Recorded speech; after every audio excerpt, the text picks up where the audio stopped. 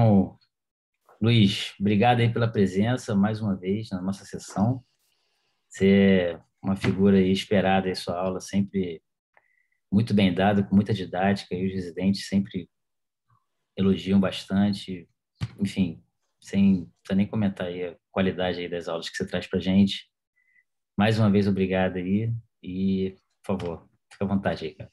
Beleza, valeu, Andrezão, valeu pelo convite aí de sempre, né, que a gente sei lá, já tem uns 4 ou 5 anos que a gente tem essa parceria aí, e mudou, como a gente estava falando antes, eu falava muito de OCT nos outros anos e a gente trocou hoje, dessa vez, para Serose. Como eu estava falando com o André, é um tema que talvez eu goste até mais que OCT. E é um assunto super quente na nossa área de retina, né? Então a aula é comprida pra caramba. Então, assim, eu vou tentar falar, passar em algumas coisas, eu vou tentar passar um pouco mais batido e vamos ver. Vamos ver. Também, se vocês pararem, se quiserem se interessarem por algum motivo, eu sei que a aula é gravada, mas enfim, eu acho que se quiser parar, viu, André? Você me para, não tem problema. A cirrose não é uma doença nova, né? Ela foi descrita como uma retinite em 1866, mas basicamente ela tem duas características importantes, que é o descolamento seroso da retina e o descolamento seroso do EPR. Né? E descolamento do EPR não são muitas doenças que dão, então é uma coisa que a gente já, o descolamento seroso do EPR, né? Então a gente já fica esperto, porque são praticamente três doenças, que é serosa, DMRI e polipoidal. Então, 99% das vezes que tiver um descolamento do EPR, o diagnóstico é uma dessas três doenças. Então, a gente dá para ajudar no diagnóstico diferencial. E quando eu falo que a serose é um tema quente, eu gosto muito de fazer sempre que eu vou fazer alguma apresentação, de ver como é que está aquele tema ali, né? Então, quando você procura só por serose central no PubMed, né, entre aspas, existem mais de 2.000 publicações do assunto. E, na verdade, 43% delas nos últimos 5 anos. Então, você vê que é um assunto que é extremamente quente, né? As publicações estão acontecendo agora. Então, a epidemiologia é muito conhecida, então a maioria dos casos são homens, brancos, adultos jovens, 35 a 50 anos. Pode ser assintomático até uma forma avançada, então isso é uma coisa importante, principalmente quando a gente vai falar de paquicoróide, que é um termo que eu não gosto, eu não aceito muito, entre aspas, isso daí, eu vou tentar explicar por que mais na frente. Quando dá uma cirrose em idoso, tem mais risco de complicação, como na vascularização, e não é uma doença rara, eu acho que, se não me engano, é uma das 5 doenças da retina mais comuns, né? Então, é uma doença relativamente comum. E a fisiopatologia não é inteiramente conhecida, mas existem várias teorias, né? Da hiperpermeabilidade da coroide, que teria um aumento da pressão hidrostática, uma estase, uma possível isquemia, e isso daí levaria ao desequilíbrio lá da circulação da coroide e ao vazamento para o espaço subretiniano. Recentemente, o Spade publicou um artigo muito legal que eu estava tentando ler.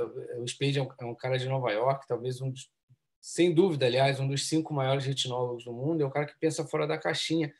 E o estudo dele é difícil de ler, é denso, então ele fala muito de física. Eu tentei passar o olho, mas não dá para passar o olho, tem que sentar para ler. Mas, enfim, ele tá colocando essa nova possibilidade, né? Ele achou algumas anastomoses dos vasos da coroide, e isso poderia influenciar na fisiopatologia. E tem uma outra teoria que, na verdade, é o que eu acredito que seja um pouco dos dois, né? Mas seria um enfraquecimento do EPR com a diminuição da função de bomba, e isso levaria ao fluido subretiniano, né? Eu acredito que seja um pouco dos dois, uma coroide mais permeável e um EPR menos capaz, ou aquele vazamento que vai além do limiar de ação do EPR. Existem alguns fatores genéticos também associados, não só associados ao aparecimento da doença, como ao fenótipo da doença. E existem vários fatores de risco, mas os fatores de risco mais conhecidos são o estresse, a personalidade tipo A, que todo mundo sabe. Eu falo que paciente com serose tem aquela face de serose, né? Então, o cara entra no consultório, você já fala, a serosinha aí. E o uso de corticoide. O uso de o corticoide pode ser exógeno, o uso da medicação, mas ele pode ser endógeno também, né? Então, tem uma publicação recente que ele testou, acho que 17 hormônios esteroides e acho que 6 ou 7 em pacientes com cirrose estavam aumentados. Então, endogenamente, né? Natural daquela pessoa ter o corticoide aumentado. E a gravidez, que eu já vi algumas vezes grávida com cirrose e grávida tem o cortisol endógeno aumentado. Existem outras associações sistêmicas com menos relevância. E existem algumas medicações que podem levar, e algumas outras situações que podem levar à cirrose, mas também tem são fatores de risco mais fracos, né? A apneia do sono, a H. pylori, que ficou famoso durante um tempo, há uns 10, 15 anos atrás, uso de algumas medicações, inclusive do Viagra. Eu vou falar um pouquinho mais do Viagra lá na frente, porque é interessante. Os sintomas são baixa de visão. Na verdade, a baixa de visão não costuma ser importante, então, se você tiver uma cirrose aguda com a visão de menos de 20/40, 20/50, normalmente até desconfio um pouco do diagnóstico, porque às vezes a cirrose é um descolamento grande e a visão está lá 20/40, 20/30, mas principalmente a perda da qualidade da visão, mais do que a quantidade da visão. E os achados clínicos no fundo do olho, a gente vê o descolamento seroso bem delimitado e muitas vezes dá para ver o descolamento do EPR, que vai ser um pouco mais difícil de ver, porque está subretiniano, mas tem aquele aspecto mais amarelado. Eu gosto muito do exame de autofluorescência para a cirrose, eu acho que traz muitas informações. Se a cirrose é aguda, se tem sinal de cronicidade e hoje, praticamente, eu não peço angiografia para cirrose e peço bastante autofluorescência. Então, na cirrose aguda, você tem uma hiperautodifusa. A autofluorescência ela mostra um nível de sofrimento do epitélio pigmentado, então ele mostra uma área de hiperautofluorescência difusa ou granulada na área do descolamento seroso, e quanto mais crônico a gente vai perdendo a hiperautofluorescência, ganhando um granulado hipoautofluorescente, que quer dizer já uma lesão permanente no EPR, e nas fases muito avançadas você tem um dano importante no EPR, que a gente vê como uma área de hipoautofluorescência bem estabelecida, né? Então, quer dizer, o EPR não existe já lá. Isso até facilita a gente entender também no tratamento. Então, se não tem EPR, por exemplo, um tratamento com micropulso que vai estimular o EPR, a gente já fica meio assim de fazer, né? O achado mais típico da cirrose é o vazamento em chaminé, vai ter uma imagem lá na frente, mas o mais comum é o ponto borrão, que esse daí é um pontinho de vazamento que vai aumentando conforme o tempo do exame vai passando. E aí o vazamento em guarda-chuva ou chaminé, que é o mais típico, mas não é o mais comum. Existem as cirroses com vazamento multifocal, então são vários pontos de vazamento, e quando é uma cirrose crônica, a gente tem esse lavado do EPR. Então, se eu fizesse uma autofluorescência aí, teria tudo preto nessa região, nessa calha, né? E na angiografia, você vai ver umas áreas de defeito em janela extensas. A endocianina, que é importante na cirrose, ela tem como característica um ponto focal de vazamento, né? Eles chamam de hotspot, ou a hiperpermeabilidade difusa, como essa imagem da direita. A endocianina é importante em outra situação, quando a gente faz diagnóstico diferencial com polipoidal, que muitas vezes o diagnóstico diferencial só é possível com a visualização do pólipo na endocianina. Mas a tomografia, sem dúvida, é o exame mais importante para a gente fazer o diagnóstico e acompanhar a cirrose. Então, tem, vamos dizer, um checklist de sinais mais importantes da tomográfica. A gente vai passar por cada um deles. O descolamento seroso da retina e o descolamento do EPR, como a gente já falou, o descolamento do EPR normalmente é seroso, ou seja, é vazio por dentro, é preto, como nesse caso, e ele tem um formato cupuliforme, né, bem arredondado, bem regular. Já o descolamento seroso, ele é mais fusiforme, é mais esticado. é importante diferenciar, né? Eu já vi laudo de exame de ACT vindo errado, né? Eu não me lembro agora, mas era descolamento seroso e a pessoa falou descolamento de EPR ou ao contrário. Então, é uma coisa que a gente tem que prestar bem atenção.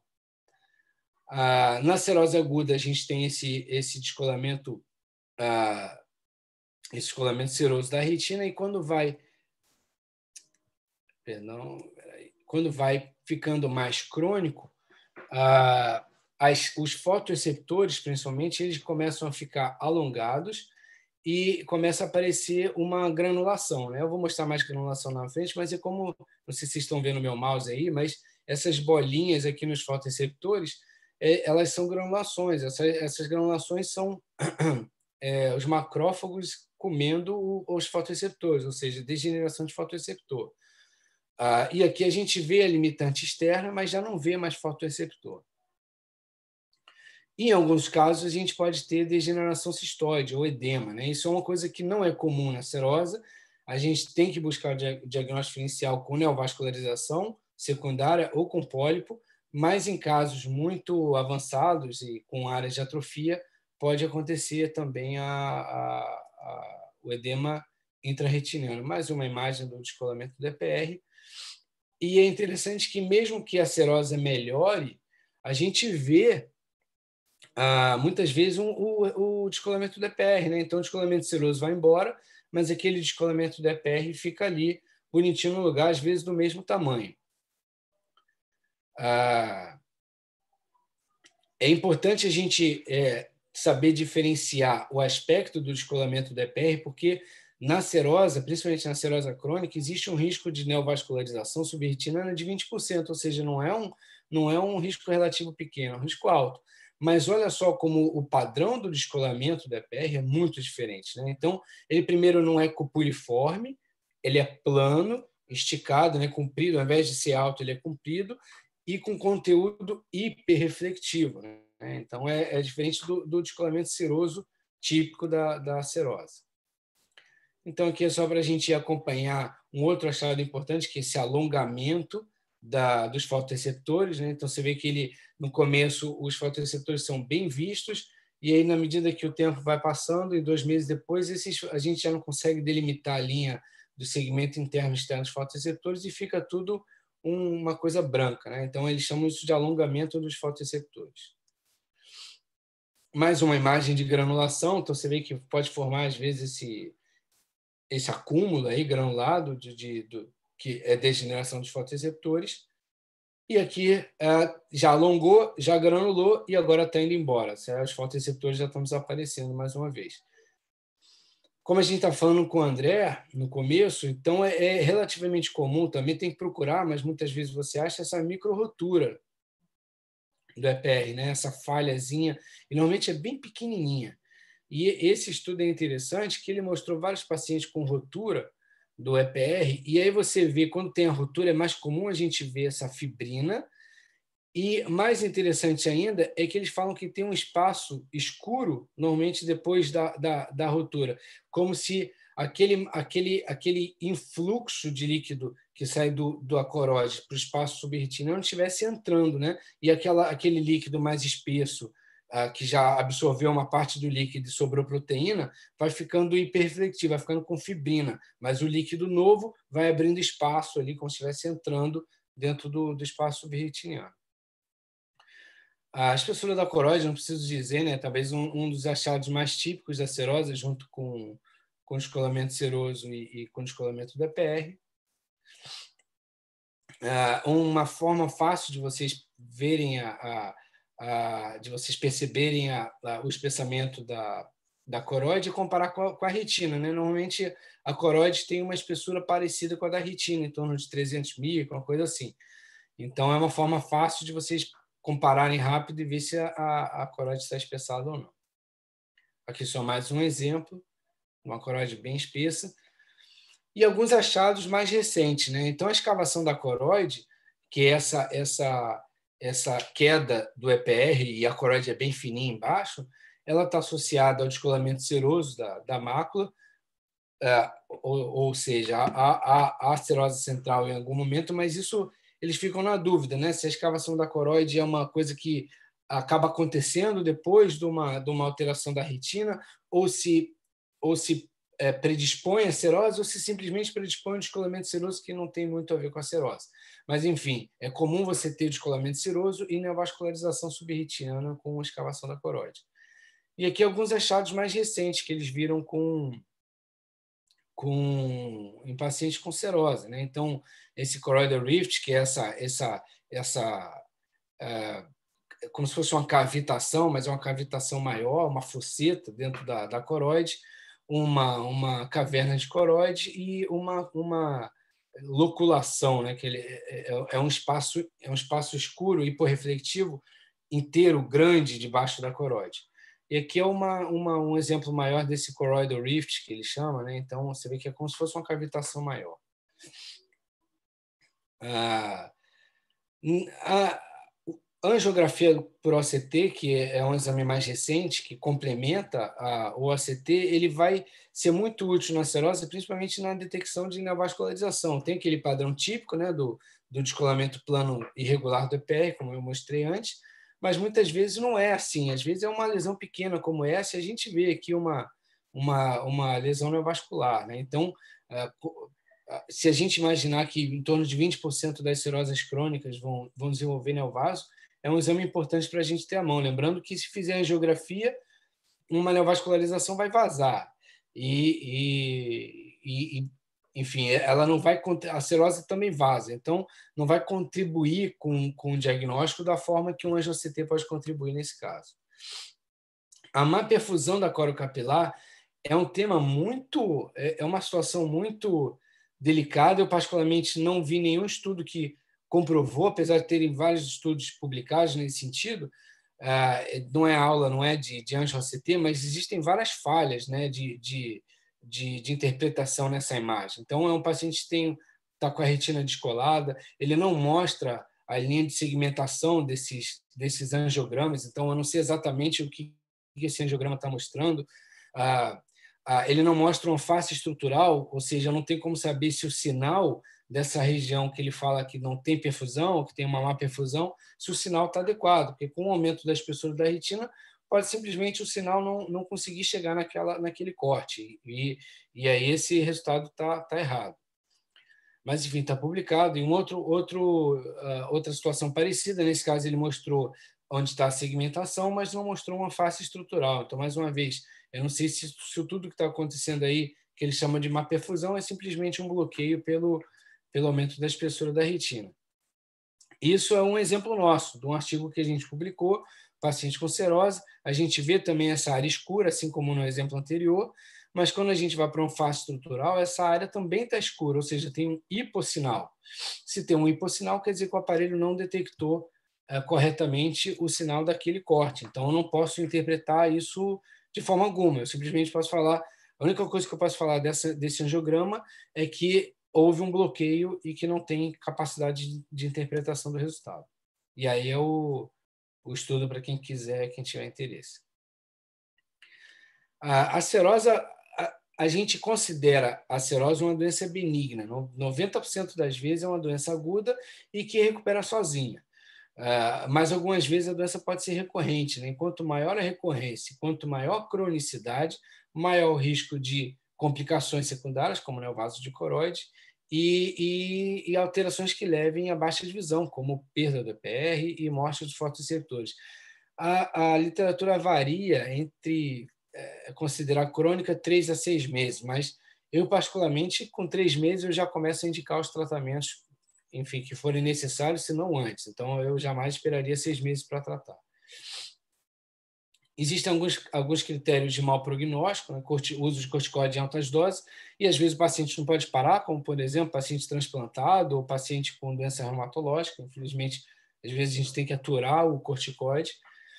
Uma baixa acuidade visual inicial, como a gente falou antes, a acuidade visual normalmente é boa, então é para ficar atento com paciente com visão pior que 20/100, 20/200, até no diagnóstico diferencial, mas também num prognóstico mais reservado. O tempo do descolamento da mácula, a ausência, a perda da autofluorescência macular, porque aí o EPR já foi, a perda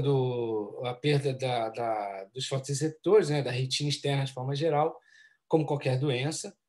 E esse dado, o último dado, a média da sensibilidade macular, isso é um estudo que é um estudo nosso, né, do meu grupo, que fez parte do meu doutorado. E esse é um estudo que a gente... Microperimetria é um exame super interessante, mas, infelizmente, muito difícil de achar e praticamente só serve para pesquisa. Então, não faz muito sentido uma clínica privada ter microperimetria, mas a gente mostrou que, na cirrose aguda, quando tem uma sensibilidade macular menor que 20 decibéis, existe um risco maior dessa cirrose evoluir para cronicidade. E existem vários critérios de mau prognóstico tomográfico. Então, você vê que, tanto clinicamente, a quantidade de achados tomográficos é quase tão importante quanto clínico, né? Então, tem várias alterações aí. Alongamento dos fotoreceptores, como a gente mostrou, e tem nessa imagem, perda dos fotoreceptores, a altura do descolamento seroso, isso é meio questionável, né? Mas tem estudo que mostrou. A espessura macular e coroidiana também meio questionável, mas, novamente, teve estudo que mostrou. As granulações da retina externa, que a gente já mostrou, presença de edema intrarretiniano, novamente fazendo diagnóstico diferencial com o neovaso subretiniano, degeneração cistoide e neovascularização da coroide. Existem várias doenças para a gente fazer diagnóstico diferencial. A principal seria a vasculopatia polipoidal, mas uma outra doença que eu, às vezes, vejo o pessoal confundir ou falar, né, é um diagnóstico diferencial, logicamente, mas é muito diferente, né? Então, isso é um descolamento típico de arada. Então, você tem, além do descolamento seroso, você tem o descolamento bacilar, que é esse vacúolo intrarretiniano, né, que separa os fotoreceptores, basicamente, do resto da retina. E você normalmente tem uma ondulação do EPR, né, umas dobras de coroide, que não é comum, aliás, que não acontece na cirrose. A polipoidal, que é o diagnóstico diferencial principal, então aqui é uma endoscenina, a gente vê esse cachinho de uva aqui, né, os pólipos.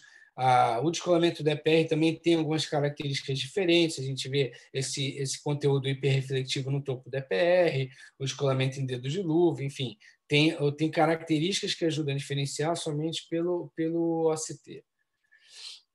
O pitch de papila, né? Então aqui a gente vê o pitch, né? Então o diagnóstico é basicamente clínico. E esses são casos interessantes, que aqui a gente vê um hemangioma de coroide levando ao descolamento seroso com o aumento da espessura da coroide, né? Então, quando você bate o olho nessa imagem de OCT e não tem o exame clínico, você fala que é uma cirrose, né? Mas, na verdade, é um hemangioma. Não precisa ser hemangioma, nada muito dramático como isso. Às vezes, um névoas pode ter fluido subretiniano e simular cirrose. Como eu falei antes, né, casos agudos a gente tende a segurar um pouquinho porque a doença é autolimitada. Então, tende a melhorar em 1 a 3 meses. Normalmente, eu tendo a esperar 3 meses se o paciente tiver paciência até começar o tratamento. Mas, casos crônicos, se tiver uma necessidade especial, profissional, piloto, médico, se o olho contralateral já evoluiu de uma forma ruim, os pacientes têm múltiplas recorrências, são critérios que a gente usa para tratar de forma precoce. Primeiro, tentar tirar fatores de risco, né? Então, eu estou cada vez mais... Realmente, a pesquisa do H. pylori eu tô deixando para casos muito complicados. Mas a apneia do sono eu acho que é uma situação interessante, né? Acho que é uma situação interessante da gente tentar investigar, tirar o uso de corticoide quando der, e o estresse, né? Suco de maracujá, mas fazer o quê? Tentar dar uma acalmada aí, né? No que for possível. Existem 200 mil tratamentos orais para cirrose, né? Então, é o que eu falo sempre para os meus pacientes: se tem muito tratamento, é porque nenhum funciona. Porque se tivesse um que funcionasse, você só tinha um tratamento. Mas já tentaram colírio de anti-inflamatório, beta-bloqueador, inibidor de anidrase tópica e oral, tratamento da H. pylori, uso de várias medicações que são antagonistas de corticoides, cetoconazol, finasterida, rifampicina, né? Então, tem vários estudos, várias séries de casos. Séries de casos têm um valor pequeno, né? Alguns estudos controlados, mas alguns já controlam com observação. E a cirrose, como tem um fator psicológico importante, Eu acho que o controle tem que ser sempre com placebo, não pode ser com observação. Então, controlado com placebo, poucas dessas medicações têm. E o sildenafil, que está... Eu vi recentemente até o Raul Viana falando que ele estava tratando um paciente com cirrose com sildenafil. É uma coisa extremamente questionável, né? Então, existem estudos mostrando o sildenafil como possível causador da cirrose e estudos pequenos mostrando o sildenafil, o Viagra, como possível tratamento, né? Mas olha só a hipótese que o cara fala, né? Então, o autor de um desses estudos, não me lembro qual, ele fala que a medicação pode melhorar a disfunção coroidiana através de mecanismos compensatórios em pacientes responsivos, aumentando a eficiência da coroide. Quer dizer, ele está falando nada aí, né? Ele fez uma frase assim, que não quer dizer nada, mas o paciente do Raul, que ele falou, ele tratou dessa forma, durante o paciente com cirrose crônica, um mês depois melhorou. Vai dizer, às vezes o cara ficou mais feliz e melhorou mesmo, vai saber, né? Mas ainda é uma coisa muito incipiente. Os antagonistas dos mineralocorticoides, que é uma medicação que ficou muito na moda recentemente, ainda tem várias pessoas que passam. Eu sempre tive muita desconfiança, porque nunca melhorou comigo, né? Então, nunca tive nenhum paciente que eu tratei e falei, nossa, um mês depois melhorou uma cirrose crônica, né? Nunca tive.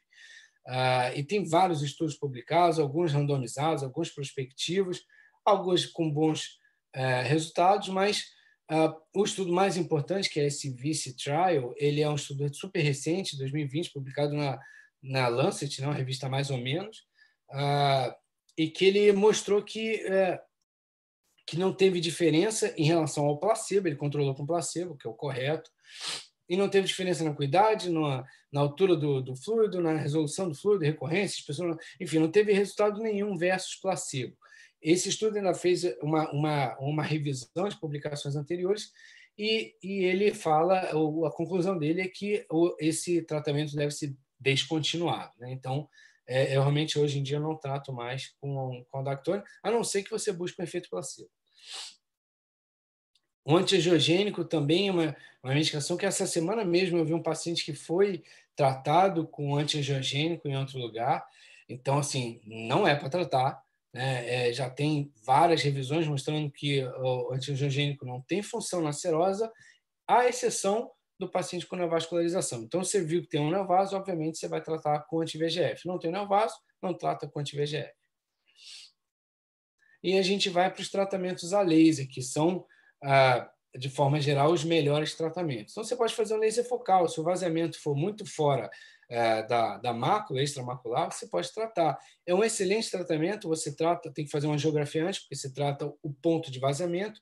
Você faz uma marca, tem que ser uma marca branca, não pode ser subthreshold, né, sublimiar, como o micropulso, tem que ser uma marca visível e abrevia o sintoma e diminui a recorrência. Então, é um excelente tratamento, fácil, qualquer clínica média tem um laser e você consegue tratar.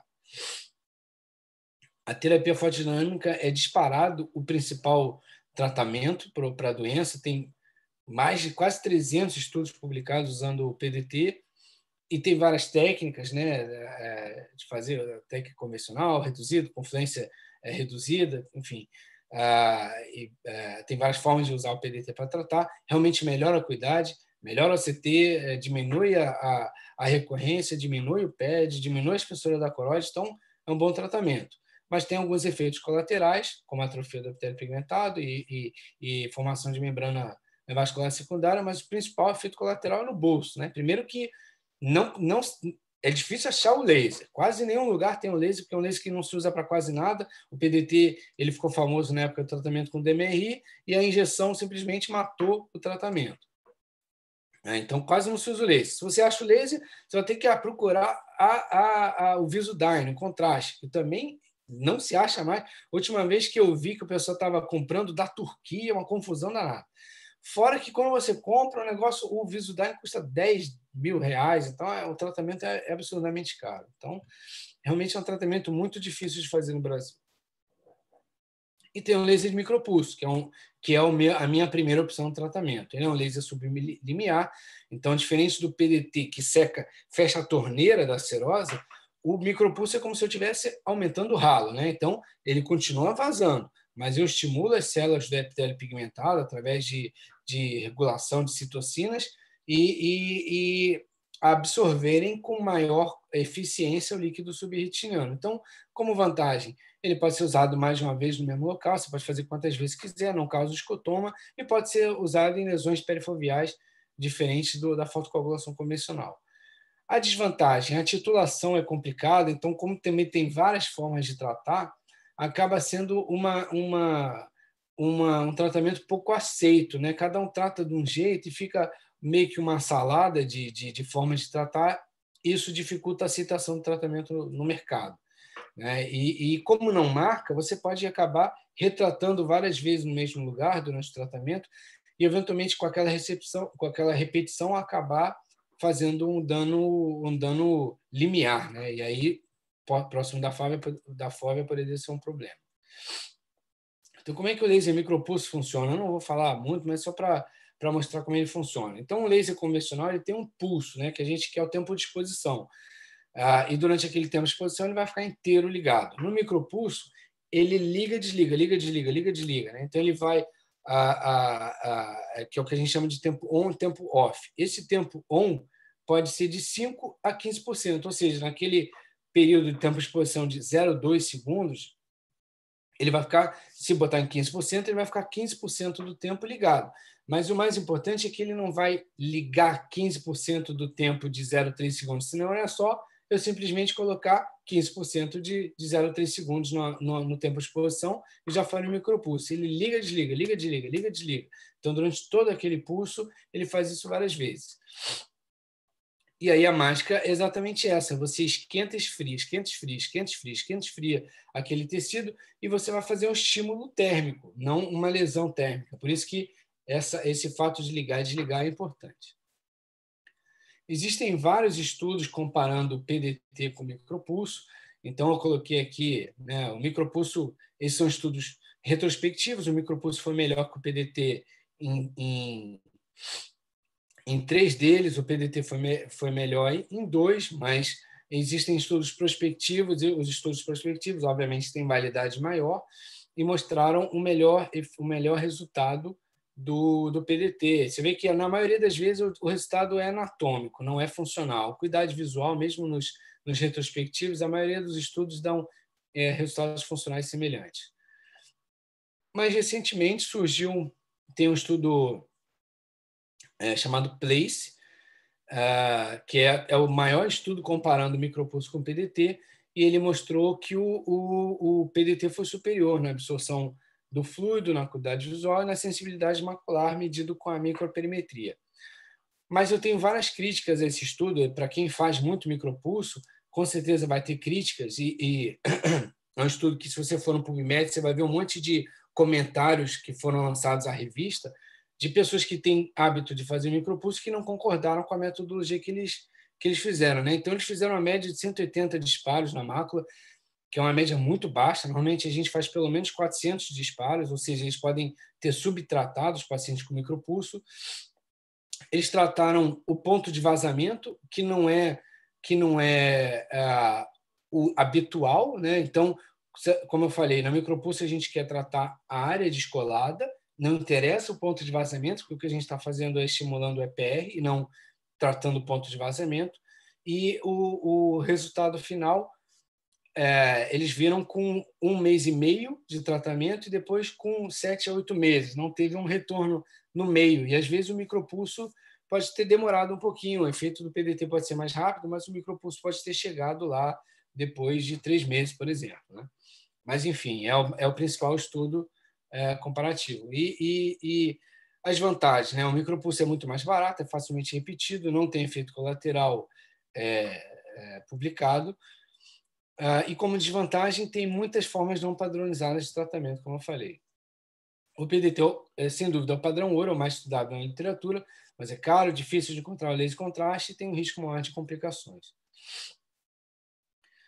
Esses são estudos, são revisões mais recentes que ele fala que a terapia farmacodinâmica deve ser o escolhido como o tratamento de padrão ouro. Ele nem fala aqui de serose de micropulso na conclusão, mas vários desses autores foram os autores do PLACE, então tem esse viés aí de pessoas que talvez tenham um lado contra o micropulso. Já essa outra meta-análise super recente, de abril desse ano, mostrou que o micropulso pode ser considerado tão bom quanto o PDT, né? Então ele levou em consideração também os estudos retrospectivos e teve essa conclusão. Bom, basicamente na serose aguda você pode esperar, como eu falei, até 3 meses. Se você fizer alguma medicação, qualquer que seja, medicação tópica, medicação oral, Dactone, se quiser fazer o Dactone em essa dose, ótimo, mas eu acho que você vai estar buscando um efeito placebo.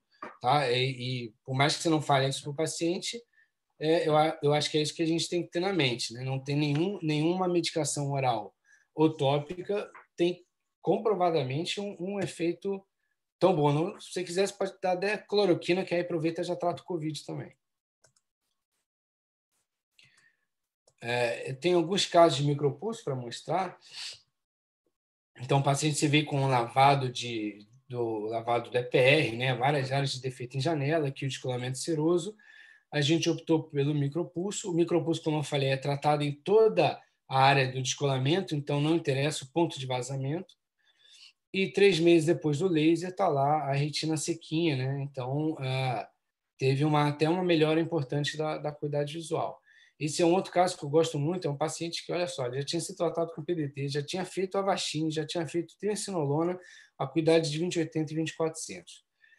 Esse olho, você vê que no olho esquerdo tem até alguns exudatos, que não é algo comum na serose, então isso mostra, isso pode acontecer na serose crônica, quando o EPR já não funciona de jeito nenhum, então começa a acumular exudato, mas olha o tanto de descolamento que o paciente tinha, né? Um descolamento imenso, seroso da mácula, e no olho esquerdo, que era o olho mais complicado, tinha essa degeneração cistoide. Não tinha lá um vazamentozinho frustro, a serose crônica às vezes não tem, é mais o defeito do EPR. Na endocianina a gente não viu pólipo, que fazia parte do diagnóstico diferencial. Optamos por tratar o micropulso, e isso é 1 mês depois do micropulso, apenas 1 mês depois do micropulso. Então, uma bela melhora. Ainda tem um pouquinho de fluido, mas o paciente já tinha melhorado a acuidade visual, ficou super satisfeito. E aí ele implorou, olha quanto que diminuiu na espessura central, né? Quase 600 micras de diminuição. Ele implorou para tratar esse olho, outro olho esquerdo, né? Que eu já falei para ele, não vai melhorar, tem uma degeneração cistoide. Eu fiz o tratamento, 1 mês depois, igualzinho, né? Então, é um olho que o micropulso ele vai atuar muito mais no fluido subretiniano, né? Fluido intrarretiniano ou acúmulo ou degeneração cistoide, o micropulso vai ter pouca validade. Esse é um caso interessante também. É um paciente com, você vê, uma serose, uma queixa aguda de 1 mês. Essa tomografia do olho direito. E no olho esquerdo, olha só o que apareceu, né? Então, aqui a gente vê o descolamento seroso e uma mancha algodonosa, que não é comum na serose, né? A serose não é uma doença vascular da retina. Então, o que uma mancha algodonosa está fazendo ali? A gente fez angiografia, tem um ponto de vazamento da serosa, um bloqueio da angiografia pela mancha algodonosa. Aqui a gente consegue ver na retina superficial ali a mancha algodonosa no OCT.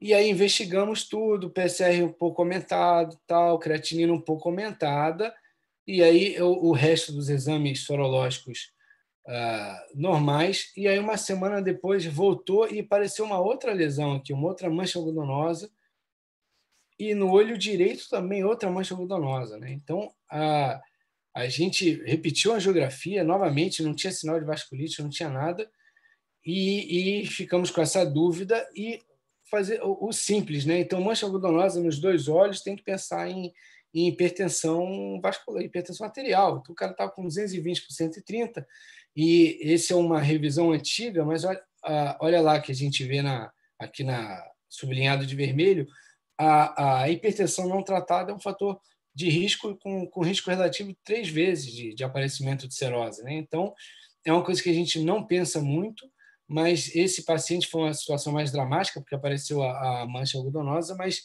é muito interessante, porque a gente conseguiu chegar no diagnóstico de uma hipertensão que ele desconhecia, né? Um paciente que não sabia que era hipertenso. Então, vou falar um pouquinho do espectro da paqueroide, porque eu não gosto muito desse termo. Isso talvez para os residentes seja uma coisa muito viagem, mas eu acho que não tem só residente aqui, então é uma discussão que eu acho que é super quente e vale a pena a gente entrar. Então, o espectro da paqueroide envolveria a cirrose central, uma epiteliopatia paqueroide, paqueroide não vascular e vasculopatia polipoidal, né? Então, a epiteliopatia paqueroide, você teria um aumento da espessura da coroide com alguma alteração pigmentar macular, uma irregularidade, enfim, alguma alteração do EPR também, uma hiperpermeabilidade da coroide na endossenina e alterações na autofluorescência. Ou seja, a epiteliopatia paqueroide é praticamente uma serosa sem descolamento seroso, né? A paqueroide neovascular é epiteliopatia com neovaso, a vasculopatia é a paqueroide neovascular com formação polipoide e exudação e hemorragia. Então, a gente tem várias semelhanças entre a serosa e as doenças da paqueroide, né? Espessamento da coroide, irregularidade ou descolamento do EPR e essas alterações pigmentares. Mas tem várias diferenças, por exemplo, entre a serose central e a polipoidal, né? Então, quando a gente fala de espectro da paqueroide, o Bailey Freud, que é o especialista que deu, o retinólogo que cunhou esse termo, ele quer dar uma ideia de cronológica, né? Então, o cara começaria com uma epiteliopatia paqueroide, que levaria a uma serose, que levaria a uma paqueroide vascular, que possivelmente levaria a uma vasculopatia polipoidal. Então, mas tem várias diferenças entre as doenças, né? Não é porque uma doença da tosse e febre pode ser tuberculose, pode ser uma virose. Então, e a tuberculose não tem nada a ver com a virose, né? Então, a gente tem que entender essas diferenças para não acabar. O fato de você tentar juntar tudo numa fisiopatologia ajuda em algum tipo de raciocínio, mas pode atrapalhar em outros. Então, a cirrose é mais comum em homem, a vasculopatia polipoidal não tem predileção, a média de idade é maior na polipoidal, a cirrose é muito mais em branco, polipoidal é mais comum em oriental e negro, quer dizer, essa principalmente é uma bela diferença. A cirrose central é mais macular, polipoidal é mais peripapilar. A cirrose central está ligada à personalidade tipo A e uso de esteroide, a polipoidal a tabagismo e hipertensão. E a polipoidal leva a exudação e hemorragia, que é uma coisa que não acontece na serosa. Além disso, existem as mutações genéticas ligadas à polipoidal, são muito mais direcionadas à DMRI e não às alterações relacionadas à serose. Então, esse é um caso meu que poderia ser taxado de epiteliopatia paqueroide, né? Então, ele tem alteração na autofluorescência, ele tem um defeito em janela na angiografia e tem uma alteração aqui no EPR, né? Mas a gente está vendo o paciente hoje, né? No caso ali em maio. Se eu tivesse visto 2 meses antes, ele estava lá com descolamento seroso, né? Então, como a doença ela tende a ser autolimitada na maioria das vezes, a gente pode pegar uma serose que melhorou. Você lembra que eu falei lá no começo que às vezes a serose melhora, mas o defeito do EPR se mantém? Então, a gente pode estar pegando uma serose sem atividade.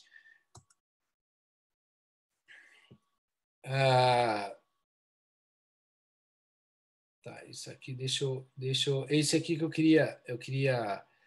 Isso aqui é só um que importa aqui, que 20% de pacientes com serosa podem apresentar serose no outro olho em até 2 anos, né? Então, muitas vezes você vai ter um quadro tipo epiteliopatia paqueroide no outro olho. Então, isso pode acabar levando a essa confusão também. Então, esse é o artigo original aqui do Bailey Freud, que descreveu a epiteliopatia paqueroide, né? Então, eu vou mostrar alguns casos, que são 9 casos que ele usou, mas só para a gente entender, né? Então, essa é uma paciente mulher, 52 anos, com uso de corticoide, vasos dilatados na coroide. Então, ele fala que esse fundo tecelado, né?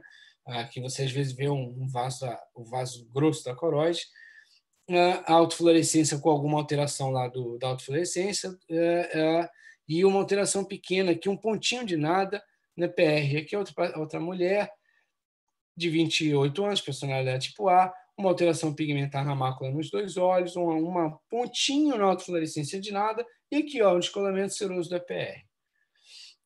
Aqui, vocês vão ver que eu não vou prender em todos, mas aqui tem uma alteraçãozinha da EPR. São todos muito parecidos, né? São todos com uma alteração na autofluorescência pequena e uma alteração da EPR pequena. Então, ele fala que isso dali é uma epitelipatia pacoróide. Aqui ele aponta para essa área mais clara, né? Ele fala que ele tem um vaso dilatado da coroide, que é outra coisa que eles chamam de paquivérsia hoje em dia, né? E é outra coisa que me irrita um pouco, porque não existe uma quantificação, né? Você não fala, se o vaso tiver mais de 200 micras de calibre, é um paquivérsia. Então, é uma coisa assim que você olha e fala, eu acho que isso aqui é um paquivérsia. Então, falando em vasos dilatados, é assim que esse estudo é o primeiro estudo que descreveu o paquivérsia, né, que usou essa palavra.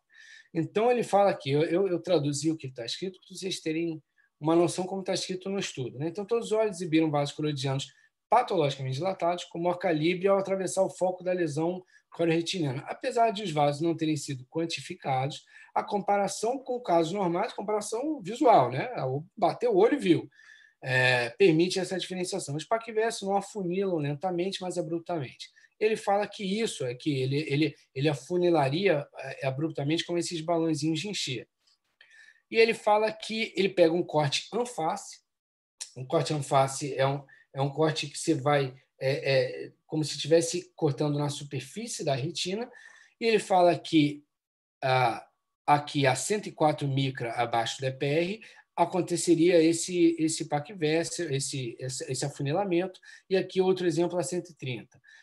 Aqui é um outro exemplo do estudo que ele fala, aqui a gente vê o de cima está a 130 e o de baixo está a 208 micra abaixo do EPR.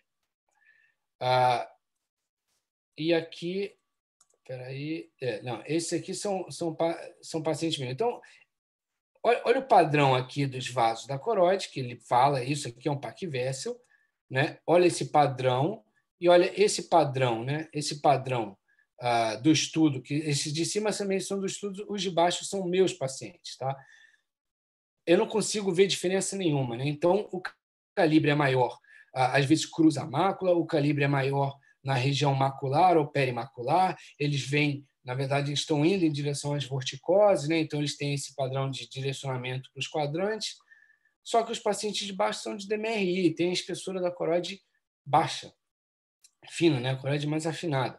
E outra coisa, quando a gente fala de paquivérsia, outra coisa que a gente tem que tomar cuidado é quando a gente pega um cilindro, os vasos da coroide estão indo em todas as direções, aliás, para cima e para baixo, né? Então, quando ele faz uma face a 130 micra abaixo do EPR ou a 200, ele está pegando um vaso que desceu. Então, se aquele vaso afunilou, ele simplesmente pode ter descido, pode ter mudado a profundidade dele dentro daquela coroide. E se você corta um mesmo vaso, mesmo cilindro, de forma diferente, e o OCT ele vai fazer esses cortes, você pode ter uma impressão de um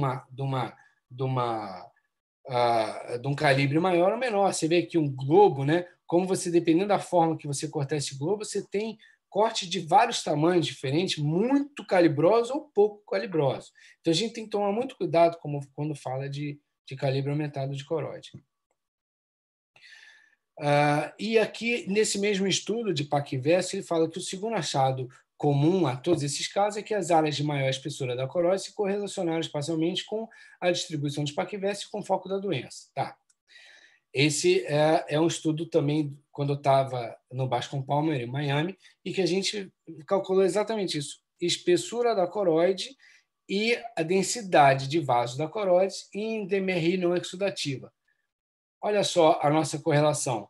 O nosso algoritmo, a espessura da coroide tem uma clara relação, óbvio, com a densidade de vasos da coroide mais largos. Então, isso não é uma característica da serosa, nem do paquivérsia, não de nada. É uma característica de qualquer pessoa. Onde tiver os vasos da coroide mais calibrosos, a espessura da coroide vai ser maior. Óbvio, ponto. Né? Então, já quebra o segundo argumento deles. Então, esse é o terceiro estudo, vamos dizer, pivotal das definições das definições de paquicoróide, aí no caso seria uma paquicoróide neovascular. Então, ele fala que esses casos são de paquicoróide neovascular. Então, aqui, um descolamento plano do EPR, um descolamento vamos dizer, em Sugarloaf, né, que é um padrão típico. Esse é outro caso, com endocianina, que a gente vê essas bolinhas na endocianina, a gente vê esse descolamento do EPR com conteúdo circular dentro, quer dizer, outro aqui, um cacho de uva, né, com exudação, aqui a gente vê até o padrão de um vaso, de um pólipo dentro, né? Então, ele fala, esse é o estudo que descreveu a paquicoróide não vascular. Então, ele fala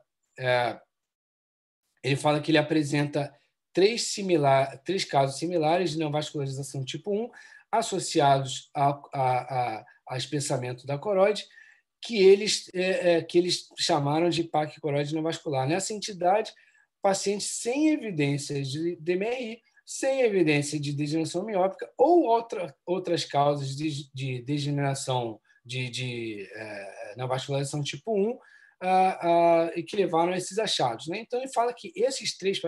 Desculpa, assim, se eu mostrar esses casos em qualquer congresso, todo mundo vai falar que é uma polipoidal. Então, eu não sei como é que eles, nessa altura do campeonato, falaram que são pacientes que não têm diagnóstico. Eles têm um diagnóstico etiológico, claro que é uma vasculopatia polipoidal, mas é isso que está na conclusão do estudo. Né? Então, esse eu já estou terminando, acho que esse é o último slide. Esse é um editorial super recente, acabou de ser lançado, do Spade, que, como eu falei antes, talvez seja um cara brilhante, e ele fala, apesar dele também usar o termo paquicoróide em alguns estudos dele, ele fala sobre a ambiguidade paquicoróide, como a paquicoróide virou o Belifrode, que é um cara também muito importante, jogou vamos dizer, no ventilador, e o pessoal, um monte de gente começou a usar esse termo. E é um termo que ninguém sabe direito o que é, porque ninguém sabe o que é telepatia paquicoróide, ninguém sabe o que é um paquivessel. Então, a zona é tão grande que cada um usa do jeito que quer, e infelizmente, para mim, é um termo que mais atrapalha do que ajuda. Então, a gente tem que tomar cuidado, porque às vezes até os caras muito bons. Eu não estou sozinho. Eu sei que tem várias outras pessoas importantes, famosas, como o próprio Rosenfeld, cara que eu fiquei em Miami, a Anita Agarwal, que eu já vi ela falar que ela também não gosta desse negócio de paquicoróide. Então, existem várias pessoas que não aceitam muito esses termos. A gente tem que saber ler os estudos e saber interpretar para também não ficar consumindo informação que não necessariamente é verdadeira. Ou, pelo menos, ter o discernimento de tentar rebater. Andrezão, acho que é isso, cara. Falei muito, né? Pô, falou o que tinha que ser dito, com muita propriedade. É bom escutar essa análise desses estudos e desses termos de uma forma tão criteriosa como a sua, saber criticar essas informações. Às vezes a gente pega um estudo assim, isolado, lê e acha que está sabendo tudo, mas realmente é muito bom escutar assim, essas críticas, Luiz. Acho que ajuda muito. Eu mostrei vários estudos que têm várias críticas, né? Logicamente, quanto mais experiente você fica em ler estudo, mais você pega. E se é um tratamento que você está acostumado, você também, como por exemplo do micropulso, pô, é aquela coisa, você fica chateado até, né? Porque o micropulso é um tratamento que eu sei fazer bem e gosto muito, e aí o cara faz errado e mostra que o outro tratamento é melhor. Mas, pô, o cara fez errado, né? Então, você tem que... Quando você tem esse discernimento, você acaba sabendo filtrar melhor a informação que chega. E isso é importante para a gente não ficar repetindo, às vezes, coisas que não necessariamente são verdadeiras ou que correspondem à realidade. Não sei Oi, se o Jaque. pessoal tiver dúvida aí. Oi, boa noite. Tudo bem, Fala, Roger? Jaque, tudo bem? Conheci tua filha outro dia ao vivo ali. Parabéns, viu? Ih, que legal, que Raul bom. foi só elogio. Raul é meu amigo, né? É, E Raul tá usando Viagra para tratar esse caso aí, disse que teve sucesso. Um teve. troço Eu acho que, como você disse, eu não sei qual foi a maior alegria do paciente. Pois é, então, é aquela coisa, né? Então, eu acho que o que eles usaram para justificar, você viu lá o que está escrito, né? Escreveram nada. Botaram as palavras lá, não quer dizer nada o que eles escreveram. Então, sei lá, eu acho que eles testaram em alguém, deu certo e falaram, bom, vamos ver, vamos fazer aqui uma sériezinha de casos, botaram 10 pacientes na série de casos, e tudo bem. Eu acho que vai ser mais uma droga que vai ser engraçadinha e vai sair da moda, porque não os inibidores da mineralocorticoide que têm realmente uma ideia fisiopatológica ali de funcionamento muito mais interessante, né? Já não deram certo, né? Então, acho que ainda está para nascer a droga que vai dar certo. Mas assim, a gente vendo você falar, a gente vê como essa fisiopatologia é importante e quantas coisas a gente ainda não sabe sobre isso, né? Sim, Porque sim. quando a gente vê um descolamento desse, eu falo por mim, dá uma vontade de injetar qualquer coisa, né? Dá. Agora eu estou querendo fazer o seguinte: eu estou querendo passar Azopt, um Nevanac da vida, um anti-inflamatório, dar o Dactone, dar tudo para o cara quando ele chegar, para ver se um mês depois ele. Para buscar efeito placebo, porque eu já sei que não funciona. Mas a gente vê muito disso, né? Tem muitos casos assim que o paciente já vem com Nevanac, Muitos, com direto. a anidrase carbônica e vai tomando aldactone e está tomando, enfim. Direto. Essa questão aí que você falou, o PDT aqui a gente não tem como fazer, Rosa, não Muito existe essa difícil, muito possibilidade. difícil. Muito Acabou, difícil. tá. Então, o que você sugeriria, por exemplo, um caso? Eu tenho vários casos assim de pessoas que eu acompanho há muito tempo e, por incrível que pareça, elas melhoram e às vezes elas vêm com piora, sabe? Mesmo em casos crônicos, entendeu? Como se a doença tivesse reativado, mas às vezes você vê até o OCT está muito semelhante, não tem assim um líquido. O que eu faço? Eu, Ó, sinceramente, não sei o que fazer. não, então, assim, eu tenho vários casos que são difíceis de tratar. Eu tenho 2 que eu mandei para PDT recente porque realmente não funcionou e só tem. Eu mando para São Paulo, porque, enfim, eu gosto. Tem gente em São Paulo, tem o Laurentino em Vitória, que o cara tem Vitória. bastante experiência, mas, assim, é muito difícil, né, tratar com PDT. O que eu faço? Primeiro, que eu gosto muito do micropulso. É um tratamento que eu tenho muita experiência, que eu já faço há muito tempo micropulso e costumo ter bons resultados. Às vezes não tem. Às vezes tem paciente que eu faço o micropulso 2 vezes e não dá certo. E aí já é uma serose um pouco mais complicada. Eu tenho que tentar fugir da caixinha. Aí eu vou para endoscopia, peço endoscopia com pesquisa H. pylori, se tiver trato, peço polissonografia para ver se tem apneia do sono, se tiver apneia do sono eu trato, porque são fatores associados ao estresse ou à situação do paciente, né, a gastrite do paciente, a apneia do sono, que podem estar influenciando de verdade, é você tentar tirar fator de risco. Então, nesse sentido, eu começo a pedir essas coisas que a gente não vai pedir para todo mundo, mas nos casos difíceis eu acho que vale a pena você tentar tirar o máximo de fator de risco possível. E o micropulso, por mais que ele não tenha necessariamente não diminua a recorrência, até porque ele não tem como ação principal o fechamento do vazamento, então, se continuar vazando, ele pode recorrer. É um tratamento que você pode repetir quantas vezes você quiser.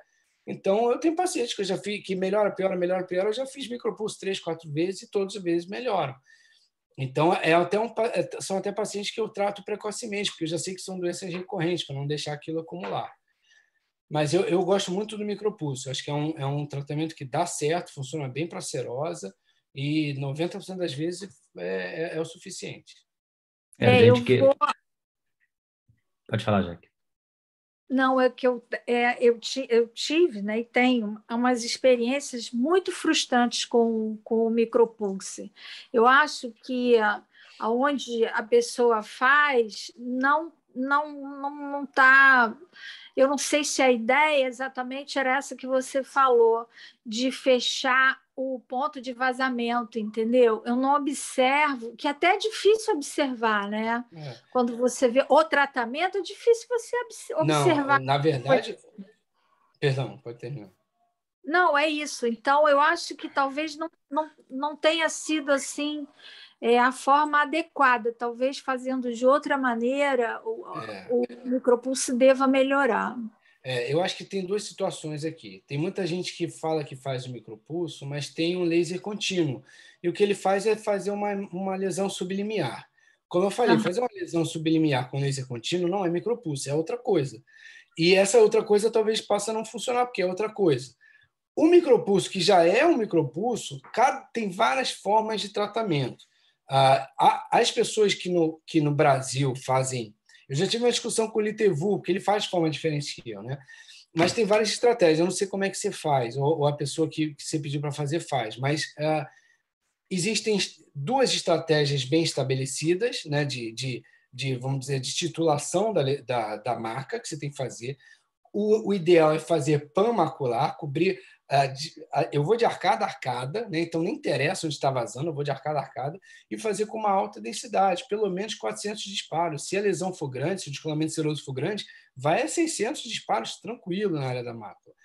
Então, esse é o jeito correto de fazer. Então, quando alguém fala para mim que não deu certo o micropulso, a primeira coisa que eu penso fez errado. Eu não penso o tratamento não deu certo.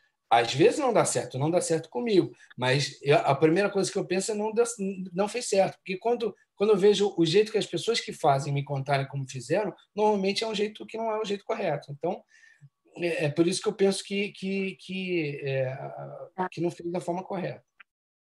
Eu acho que eu estou de acordo. E assim, como é que a gente, no nosso dia a dia, vai observar se esse paciente fez a forma correta, Rosman? Como é que eu vou saber? Impossível, não deixa a marca, né? Não tem então, como, né? Você só sabe que está fazendo da forma correta fazendo, na hora que você faz. Né? E aí tem que ter o laser de micropulso, tem duas formas, vou falar rapidinho aqui só para você. Se você colocar você tem duas formas de titular. Né? Então, você faz uma marca branca visível leve, no modo contínuo, com 200 milissegundos, e uma marca de 200 micra, normalmente que eu uso. Você atingiu a marca threshold, né? Então marcou na forma branca leve, você passa para o micropulso com Conduct Cycle de 15% e aumenta a potência em 20%. Essa é uma forma. Tem uma outra forma que as pessoas já começam no modo micropulso, não no modo contínuo, com Conduct Cycle de 5%, ou seja, de todo aquele tempo de exposição de 0 a 2 segundos, só 5% vai estar ligado. E aí a potência vai ser 2.000, né, para marcar, vai ser uma potência lá em cima. Mas na medida que você conseguir a potência, a marca branca, você reduz em 50% e faz o seu micropulso. Então, e faz dessa forma, PAN macular de alta densidade. São essas duas formas corretas que tem para fazer. Obrigada. E complementando aqui, eu tenho que te elogiar esse levantamento bibliográfico que você fez, essa história recente aí sobre o Parque Coroide, que isso é uma coisa tão discutida ainda, e você é uma sumidade para discutir esse assunto. Fico muito feliz. Obrigado. Eu me sinto Dom Quixote com isso daí, porque todo mundo fala, e eu ainda participo das reuniões lá da Escola Paulista, teve hoje de manhã, e aí quando fala de Parque Coroide, alguém fala: "Ei, Luiz, o que você tem que falar disso daí?" Já para me irritar. E eu já falo assim: "Vocês ficam me chamando para me irritar, não sei por que vocês ficam me chamando. Não precisa me chamar." Fica tranquilo que uma hora alguém vai falar: "Bem que o Luiz avisou." Então, você sabe, eu já tô abarcando pessoas aqui no meu grupo que luta contra a Parque Coroide. Esse estudo, aliás, se interessar para vocês, esse estudo do Space, não é um estudo, né? É um editorial que ele fez. É fantástico, é fantástico. Eu quase chorei quando eu li, porque assim, é muita coisa que eu falo, né, que eu tinha percebido antes e que ele coloca isso. Lógico que ele é muito mais inteligente que eu, ele coloca isso de uma forma organizada, explícita, faz uma revisão. Então, é muito legal. Acho que vale a pena a leitura. Luiz, fazer umas perguntinhas aqui rápidas, que se quiser responder de uma vez só. Só porque, enfim, tem vários residentes, acho que todo mundo pode ter interesse também. Perguntaram aqui no chat se você passa algum colírio anti-inflamatório não esteroidal, né? Enfim, eu acredito que você pensa que seja o placebo, o É efeito placebo. placebo. Pode E, passar, mas é e aí placebo. eu te pergunto, o quanto que você valoriza o efeito placebo no tratamento? Olha, eu não sei se alguém me falou uma vez que o efeito placebo pode chegar a 30% de eficácia. E se você muda a cor do comprimido de branco para colorido, para uma cor qualquer, ainda aumenta em 5% a eficácia. Não sei se é verdade isso, mas eu acho que pode ser verdade. Então, se a gente considerar que é uma doença que tem um efeito psicológico muito importante, o efeito psicológico do cara usar alguma coisa, poxa, é relevante, né? Sim. Então, eu acho que vale a pena como efeito placebo, sim, mesmo que fosse comprimido de açúcar, eu acho que valeria a pena prescrever.